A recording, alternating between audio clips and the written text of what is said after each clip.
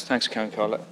Minister, 2 years ago we were in the throes of a general election, and we were all going around knocking on doors trying to get back in here.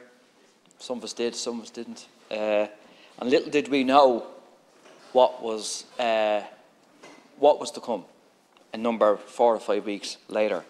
And it feels like a lifetime ago. It really does. Not only the general election, but what has gone on the last 2 years across the world. And it's been a truly unprecedented event, not only in our lifetime, but across the world. And many of us never, ever heard of COVID-19.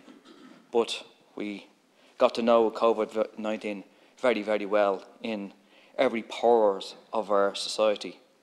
And I think many of us thought it was something far away, a pandemic that was, 100 years ago. But little did we know what was to come.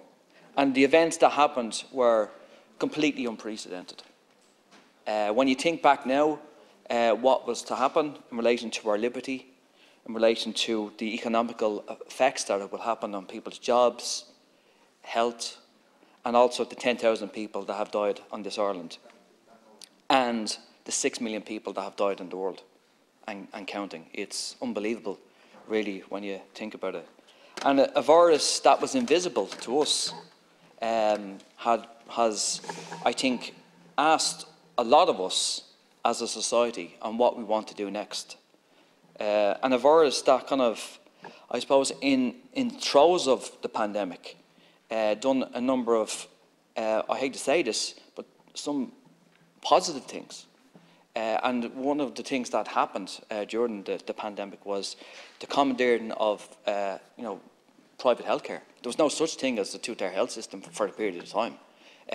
Most of the 19 hospitals, private hospitals, were commandeered by the state, and it does throw a big question into why we need a full, a one-tier health system.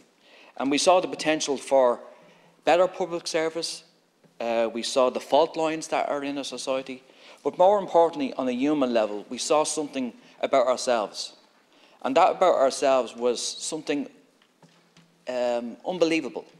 How humanity, when they come together, not as individuals, but as a collective, we can be so good.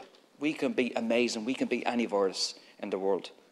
And in our health service, doctors, nurses, porters, wherever it was, they had to go into an environment that was like trench warfare. They had to go in the midst of the pandemic, where COVID was ever present, and hold the hands of some of our relatives at their very, very last moment, where they had nobody to say goodbye to except them hospital staff at that moment. And we owed everything to them people, and we continue to do.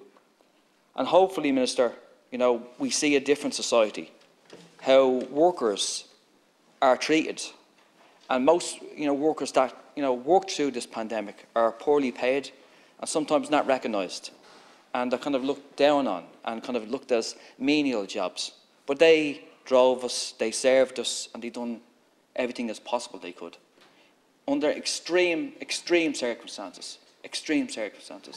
But we pulled together, and I don't want to be party political, about it, because sometimes you have to, rise above party politics. But this was a time.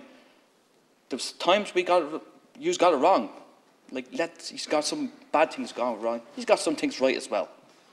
But I think we're coming to a conclusion, hopefully, in relation to the pandemic. Just my final thing is in relation to a public inquiry in relation to nursing homes. I think it's really important that this state has a public inquiry in relation to the first year and a half in relation to all the deaths in nursing homes.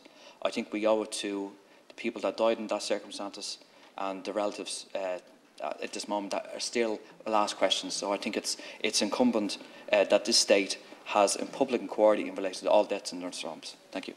Thank you, Deputy.